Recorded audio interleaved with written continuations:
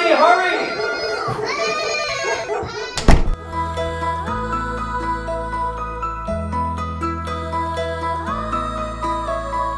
Welcome to Mom Cave Live, where we may have lost our minds, but we haven't lost our sense of humor. I'm Jen, and we're here today with Florence Ann Romano, and we've got some fun stuff to talk about. Welcome, Florence. I'm so happy to be here. Thanks for having me. Cool. Florence has a book that's about to come out any day now, right? February 21st. I dream about it at night. I get nervous. I wake up in the morning. I'm like, is it February? Is it the 20th? Oh, It's almost February. So the book is called Build Your Village. We all know the saying, it takes a village to raise a child. Sometimes it's really, really hard to find that village. I feel like I'm wandering the earth being like, where is this village? Where are these people? Because some of the villages I've wandered into haven't worked out or don't make me feel as welcome. You got to find your village. So that's what we're going to talk about today. Right. Florence, tell us a little bit about the book, how it came about and everything. Well, I'm holding it next to me because honestly, not even just because we're doing this live, but because it's like always sitting here in my chair with me. So it's like another baby. You've birthed another baby. I mean, this is the galley copy. The reason why, honestly, I wrote it was during COVID, I was looking at what was the common denominator for all of us going through it. And all of us knew on a global level what it felt like to lose our community, to lose our village, to lose our people. And it started me thinking about that concept of village, and also beyond just the idea that it takes a village to raise a child. That is also important for people who don't have children. Just because you have children, your reward is not a village. Right. You should be able to have a community and people. Everybody needs a village. Exactly. And so I thought about how I wanted to construct this village. And I hear, like you just said, what are the directions to the village? What's the phone number you call? Do these people just show up at your front door, like ready to help you? And the truth is you are the solution, but there are tools you can apply to help you build that village. So I created 6 villagers that you relate to, and that you also think, okay, I want these people to be in my village, but also I identify as one of these or 3 of these or 4 of these in someone else's village too. Right. Because a village is a two-way street. Like friendships are a two-way street, right? Right. Exactly. Totally. Exactly. Yeah, we have some comments. Java's saying, good morning. Before COVID, when we're all out and about and we're living our lives, we were all very busy with many things. Sometimes your village just happens to be like what you're accidentally busy with, right? Sure. That's a good way of putting it. Mm-hmm. So, if your kids go to a school and the school has a lot of events and there are things you're doing, or if my kid's in Little League, like the whole baseball season, that's all, you're only at the thing. So that becomes your village for that season. Right. But it might not be the right village. So how do you seek out and find the people that are going to be like simpatico with you? It's really vetted based on values, I think, a lot of the time. And values always is a scary word for people because they think that automatically there's some sort of religious connotation to that. And that's not how I'm using the word. Mm-hmm. I'm talking about what aligns with you. And what you're talking about in terms of those kind of built-in villages, that is an important part of building the village, though, because think about it this way. When you're younger, you're in school, you're surrounded by lots of people, lots of, different possibilities for friendships. And as you grow up, grammar school, all that, college, grad school, whatever it is, you're not in an environment where it's built in anymore. But then you have children like yourself and you are part of a school system. And then there are your children's friends and you become friends with those parents. But you're also doing that vetting sometimes on a subconscious level. Like, why are you friends with certain people in your school system, certain children's friends, parents, pardon me, versus others? Well, there's a reason you're being drawn to those people. And it's not just because you're sitting at the same Little League game all the time together.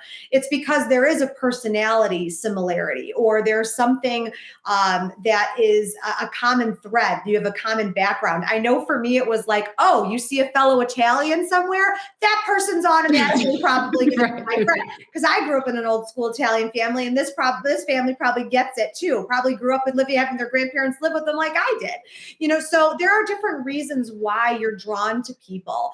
But using the circumstances that you have, using those environments, that's a good foundational way to start building those relationships. Not the only way, but one of the built-in ways you can. Yeah, we only have so much time to find ways to like incorporate finding that village within the things that you're doing anyway. Right. I find it's very helpful, but not to accidentally be like, that's it. No. And I like I was reading one of the comments here that was saying that becoming a mom, it's harder to find that right village. Yes. And it takes a lot of time to work to find it. It's not easy when everything clicks, your heart is full.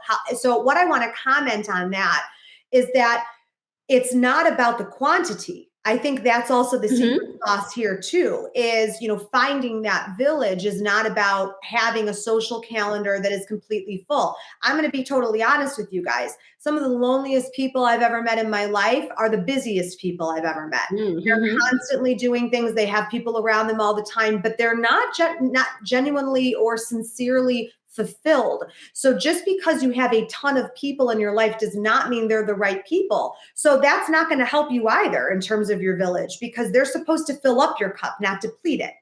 Right. And that I can understand why people are struggling with that in terms of finding the right village, the right people. Totally. We want to hear from everybody. So comment and tell us, how did you meet your best mom friend? Do you have a story about this, Florence? Well, I mean, I would have to say that one of the best relationships I forged, and one of my best friends, and this is an example of what happens when I have a chapter in my book is talking about when the village burns down. And the village burns down for a lot of different reasons. Yes. There was a friend of mine that is now one of my best friends, like my soul sister. She and I became friends because of a mutual friend that she and I are no longer friends with. And if it wasn't for that friend, she and I would never have the relationship we have today. And she's honestly my North Star. In so many ways in my life, has taught me endless lessons, continues to a rock star mom, also very authentic and genuine, down to earth, all of those things.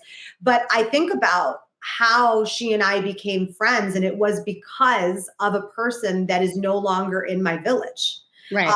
So I think we also have to be honest about that too, that not everybody who's in your village originally is going to stay there. There's a reason, a season for people in your life, and that's okay. And you can honor the reasons why those people when you're in life, and then why they also leave. So that to me is one of probably the most profound relationships that I have, that began from a relationship that I never see ending necessarily. Yeah, that's a good point. I've struggled with that, where I feel like it's a failure if a relationship ends. And then, I try to focus on, what the good that the relationship was in that time. Got a comment from Jessica saying she's still looking for this magical village. I have a book for you, Jessica. She has a book. In fact, let me see if I can send the link to the book to the comments. You can pre-order it right now, everyone. In case you're curious, you can pre-order it anywhere kind of books are sold, and hopefully it will show up at your doorstep right away. Lickety split. There is an audio version that will be coming up, and I do narrate it, so that was fun. Oh, an audio version. That's very cool. That sounds fun. I remember when I first became a parent that a lot of it was like feeling like the one that didn't know what she was doing yet, or feeling like this judgment of like, these people they're momming and they're momming well, and it looks like they're momming well. And, and then I don't know what I'm doing. So how do I approach these people, without just basically feeling stupid? And thinking that people were judgmental, that when other moms saw the new mom, that they were judging her like, is she a good mom? But now, as a seasoned mom myself, I like to call it seasoned, not old. As a seasoned mom, I realize what I'm usually thinking is that new person as bad a mom as me? Like, is that person right? Is that person struggling too? Does that person acknowledge that they don't have the answers? Is that a person I can hang out with and we can just like laugh about it and be okay about it? and don't have to pretend, Mhm. that's the person that I want to be in my village. But you know what? You're making an interesting point about something. No one wants to look at social media or just in real life and think that everyone has it together all the time and it's this magical, beautiful fairy tale world. This authenticity is a big word that we're throwing around a Right. lot. I think in the last couple of years. But a lot of the reason why I think relationships, friendships, whatever it is, work are because you are building it on a sense of of trust, yes, but also truth. You don't want to hide the icky bits necessarily. Mhm. That's when you feel like you are able to let that guard down, be vulnerable, and admit that it's hard or admit that you're struggling. Because I think what happens oftentimes, and I have found this myself, we do that endless scrolling, right? And social media, I'll Right. never condemn it. Technology is a wonderful thing. It's allowing you and I to do this. Yeah, to have this conversation. It was what got us through COVID. Being able to FaceTime family and friends got us to continue to still work through Zoom and all this stuff. So I'll never condemn it. But what you see on social media oftentimes are a lot of people living what you would say is their best life, and they're showing Right. that highlight reel. Now, Mhm. I have felt sometimes like I go to sleep at night and I'll feel like really heavy about something. I'm like, why am I feeling this way? And sometimes I can trace it back to the idea that I am subconsciously comparing myself to a lot of Yeah. things that I'm seeing around me. And I didn't realize how it was affecting me. And it's true that I think we are more influenced, even though that's the oxymoron of all of this is, you have the influencers and they want to influence you in different ways, whether it's to buy something, to subscribe something, to whatever it is. But they can influence you mentally and emotionally too. And sometimes that's not positive. And Mhm. you have to pick and choose those places where you are garnering that energy, because that is going to affect you. And the same is applied to how you are building this village, how you are constructing these people in your life. Are you picking and choosing people that are going to be challenging you in the right ways? Are Yeah. going to be filling up your cup in the right ways, are going to be supporting you in the right ways, are going to be adding to your life, adding to your happiness, teaching you something instead of constantly pulling that energy out of you, pulling away Yes. that magic. Yeah, avoiding the energy suckers is definitely Yes. something you have to do.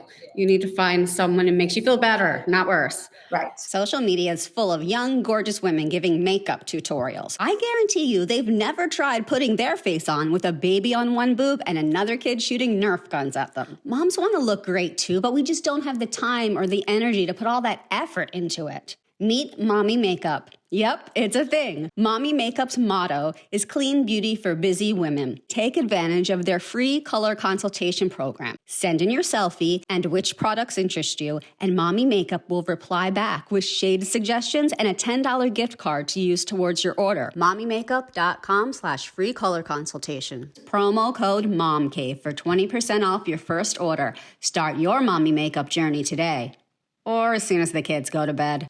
Jeba has a comment about how she met her best friend on the internet, and that's kind of That. I love yeah. that. Do you think that you can have virtual friends that you've never met that are still true friends? I'm going to give you a great example of this. Years ago, I was working with an insurance company, and the gal that I was my touch point whenever I had needed something. She and I would talk, and then we started finding out we had all these mutual people in common, and so we have stayed in touch probably 10, 15 years now, and we've Wow. never met in person. She is one of the people, I have to say, that whenever life is crazy or whatever's going on, it's a holiday, it's my birthday, it's a few weeks have passed, she's always one of the first people to reach out to me to say, how are you doing? You've been on my mind. And it's this beautiful back and forth kind of pen pal relationship, we call it. And I don't know that we'll ever honestly meet each other in Yeah. person. Maybe we will, maybe we won't. But she is a person that I consider a very special gem in my village, because she has made such an effort to be a part of my life in this virtual way. So I absolutely think you can have people that are a part of your life in a virtual way that are a significant part of your village. And it depends also too on you, the reciprocation you also have to put into that relationship. It can't just be one-sided. It wouldn't be fair if she was the only one reaching out to me and putting in that effort. That would not be a fair relationship to her, but I certainly think you can have that virtual friendship. I agree. I think that that's sort of what I based Mom Cave on when we started it. That you could have this sort of virtual group of people that you could talk to, and you can have an online village. You're a great example of that right now. Look at the comments. I mean, the people joining on saying that this is all resonating with them. This is all something everyone is struggling with. Even one of my best friends moved to Texas, and if she's watching, I'm still upset about it. Okay, I'm still mad. You're in trouble, best friend. Here, you should have stayed in Chicago. So mad that she left me, and so, but that's an example of someone who was a part of my life in a very specific way. In real life, in person, I was a part of her kids' lives, all that. And now, she comes back to visit and I see her, but she's not far away. But does that mean that she's not going to be one of my best friends anymore? Does that mean she and I are not going to still count on each other and still support each other and still live life together? Right. That's not going to change for me. But again, it takes work. It's definitely not as built in as it was before because we can't get together and have lunch or coffee or with each other all the time. So again, you have to honor the stage of life that you are in, that other people are in, the changes that happen in your life too, and figure out if the relationship is important to you, how you are going to make it work. Right. And that's an example of someone who has a profound place in my life that now we have to change how we operate that friendship. Yeah. And we're also busy right now in the stage of life we are. Most everyone here has smallish children, or, you're working, you've got the kids and all their stuff. You don't have to make like this huge effort that is like pushing a boulder up the hill to keep some of these friendships alive. Like it's the littlest thing, like literally sending a meme, text a meme to your friend that made you think of them and they laugh. And that's just like this touch point in the middle of the day that nurtures the friendship. One of the things I do, and the friend I actually just chatted about, she's the one that we created this system, but I use it with a lot of other friends too now. And it's in the book. Again, something simple that you can do, everyone listening. I keep my threads open on my in my messages with people, that I talk to often, but then also sometimes people that I don't. Oftentimes those threads that I have open are people that I have heard from recently or heard of recently that are going through a tough time, or we've recently connected or whatever it is. And I keep it open to remind myself as I scroll to check in with that person. And sometimes just that text message, which I'll send that says wellness check. And it's usually a nudge to the person whenever they have time to give me a little update on their life, just so I can keep in touch and I know what's going on. And so I recommend that also to people too. It's a low lift way of being able to connect with someone and also making someone feel like they're remembered. And that might be enough. That might be enough that day to reach out to that person to help them get through whatever it is that they're going through. And you never know how it's going to maybe charge a person up, or just maybe calm that anxiety, or just maybe help with maybe a place that they're struggling mentally or emotionally. It's very important to remember that it's not enormous gestures. It usually is something as small as that to make someone feel like they've been seen. Yeah. And if the person that you're contacting, if they're going through a really tough time, they're going through a divorce, or they lost someone recently or something, I find it sometimes good to do to check in and say, hey, I'm just saying hello and I'm thinking of you. No need to answer this. No need to answer. Don't ask for anything back from them, because maybe they're being flooded with, sympathy cards or something, and they feel that gives them more stress that they have to get back to people. So if you can just free people of that sometimes and be like, you don't have to answer. Don't go out of your way. I'm just saying, hey, I love you. I'm thinking of you. It's even moms who are going through postpartum. That's also a very difficult time to navigate too. And I feel like I've had different friends go through different levels of that, should you say, of the baby blues or whatever it might be. And it's not always about having to physically be there with the person. I know something for me that I love about technology is that you can send meals to people no matter where they are in the country, and that's something that I've always made sure is something that I offer or do for people when they've had a baby or they're sick or they're going through something.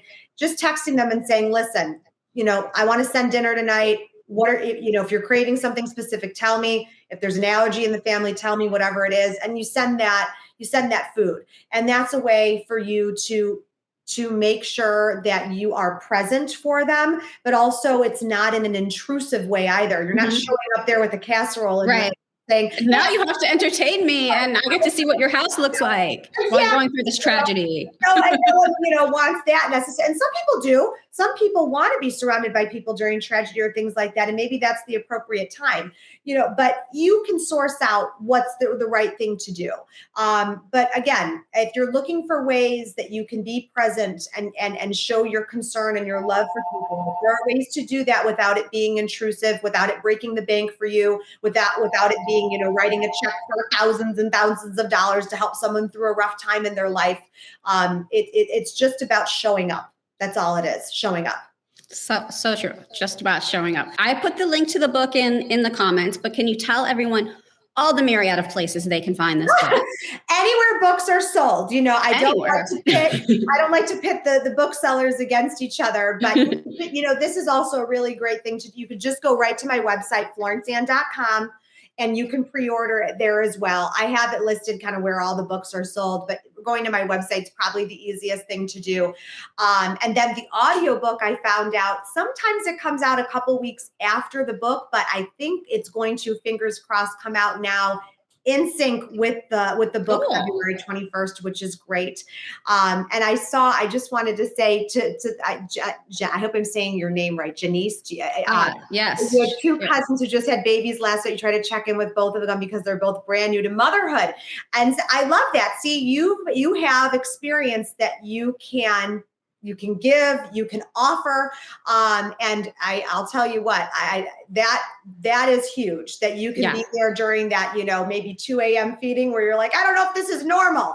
And then you can be there to, maybe answer that call, answer that text message. But in terms of the book, sorry, I just wanted to mention that. No worries. That's great. A great example of village right there. And like I said, you can go to my website. Also, if you follow me, on Instagram, if you go there, or Facebook, I also answer every DM. So if you get in touch with me about anything specifically that you're going through regarding village, I'm happy to be there to help you through it. Just like we're talking about virtual village, I'm there to do that for you. Just like a friend that may live in a different state, awesome. Think of me the same way. How awesome is that, everybody? Thank you so much for talking with us. We will have this up and people can continue to comment, and we're going to pick somebody from the comments to an assigned copy. So that's exciting. Find MomCave on all the places. We now have MomCave apps. So you can watch MomCave on Roku, Amazon Fire, Apple TV, and Android TV. That's awesome. Besides on the internet. So go check that out, everybody. Thank you so much, Florence, and good luck with the book launch. Here's to being each other's village. Thank you. Thank you. Happy Thank you. Bye.